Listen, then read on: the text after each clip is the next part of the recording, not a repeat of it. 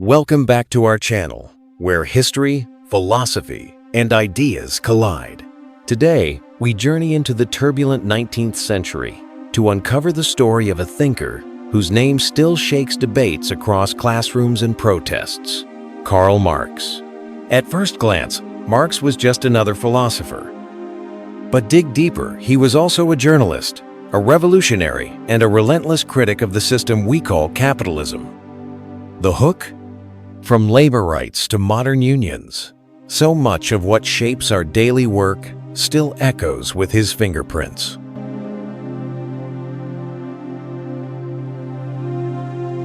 Born in 1818 Trier, a small Prussian town, Marx grew up in a middle-class family of lawyers. Books quickly became his world.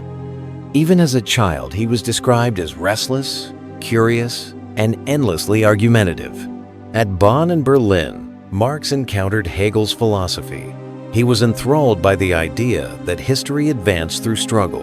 But unlike many of his peers, he wanted to ground these lofty ideas in the mud of factories and fields. He began his career in journalism. At Rheinische Zeitung, Marx tackled censorship, poverty, and unfair land rights. His sharp writing drew the eye of authorities. Soon, the paper was silenced. Marx had to leave. A pattern that would follow him for life.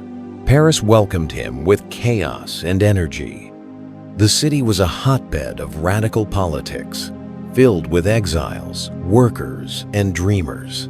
Here, Marx met Engels, a man who would become not just his collaborator, but his closest ally.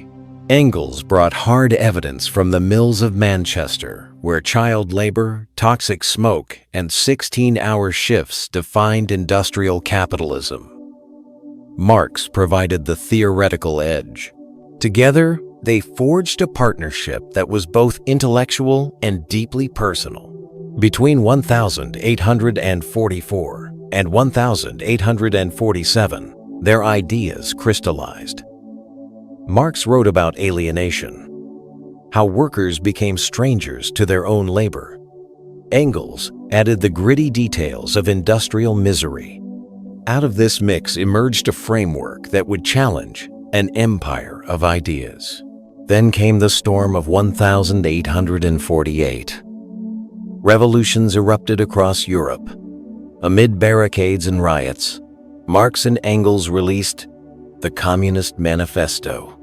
It thundered, "Workers of the world, unite." The world trembled at the audacity of their words. But revolutions fade. By the end of the year, reactionary governments crushed the uprisings. Marx was expelled again. Exile became routine. Paris, Brussels, Cologne, until London became his final station. Life there was marked by cold rooms, unpaid rent, and constant debt collectors. Poverty wasn't abstract for Marx. 3 of his 7 children died young. He often couldn't afford medicine or proper food. Friends recalled him in tattered coats, scribbling in cafes, coughing through nights of work. Still, the British Museum reading room became his sanctuary. Here, surrounded by blue-bound government reports, he dissected trade, factory output, and wages. He devoured numbers not for curiosity, but to expose hidden structures. His life's work emerged. Das Kapital. Unlike a manifesto, this was a dense, multi-volume study of capitalism's anatomy. Marx traced how value is created, why profits exist, and how crisis is woven into the very fabric of the system. The concept of surplus value, that workers produce more than they are paid for, and that extra is pocketed by capitalists, became his central thesis. For Marx, exploitation wasn't about bad bosses. It was structural, but progress was slow. Marx battled illness, endless edits, and political fights. Engels often stepped in, sending money from his textile business to keep the family alive and helping to polish Marx's rough drafts. At home, his wife Jenny was the quiet hero. She copied manuscripts by hand, sold her jewelry to pay bills, and endured hunger while supporting her husband's mission. Their love story was stitched with both brilliance and tragedy. Marx's personality was fiery. He argued ruthlessly, wrote biting satire, and filled his notebooks with scathing metaphors. Yet in private, he was known to tell jokes, sing folk songs, and cherish long walks with his children. In 1864, the First International was born, a coalition of workers and radicals. Marx became a central figure, drafting speeches and strategies, though clashes with anarchists like Bakunin tested his patience. His critique of capitalism was scientific, not sentimental. He showed how markets drive innovation, but also overproduction, how wages stagnate despite booming productivity, and how crises were not accidents, but recurring features. He wrote about commodification, human relationships reduced to numbers, emotions priced like goods. In factories, time became money, and workers' lives ticked to the rhythm of machines. His theory of alienation still resonates. People build the modern world but feel powerless against it. Labor becomes less about creativity and more about survival. Critics struck back. Some accused Marx of reducing humans to economics, ignoring culture, freedom, or ethics. Others, later in the 20th century, would twist his ideas to justify authoritarian regimes he never imagined. Engels defended him fiercely, editing Marx's unfinished manuscripts after his death. Without Engels, much of Marx's work might have vanished into dusty drawers. Some predictions proved uncannily accurate. The concentration of wealth, the fragility of middle classes, and the cycle of boom and bust. Others, like the inevitable collapse of capitalism, remain debated. Marx didn't just influence politics.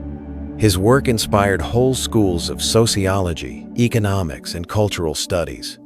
Even in literature and art, Marxist critiques reshaped how people saw power in society. Fast forward to today.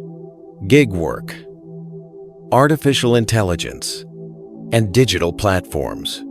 Who owns the algorithms? Who gains the surplus value? When millions create content for corporations? These are Marx's questions in modern clothes. His life was a paradox. A man who wrote about global revolution often lacked shoes for his children. A thinker whose words reached millions lived much of his life in obscurity and struggle. On the 14th of March, 1883, Karl Marx died in London. Only a small group attended his funeral. Engels declared, "His name will endure through the ages, and so also will his work. Time proved him right." One quote still echoes, "The philosophers have only interpreted the world in various ways. The point, however, is to change it." Thank you for watching. If you enjoy deep dives into the thinkers who shaped our world, hit like, subscribe, and share your thoughts in the comments. Which of Marx's ideas feels most relevant in today's world of AI, gig jobs, and endless crises?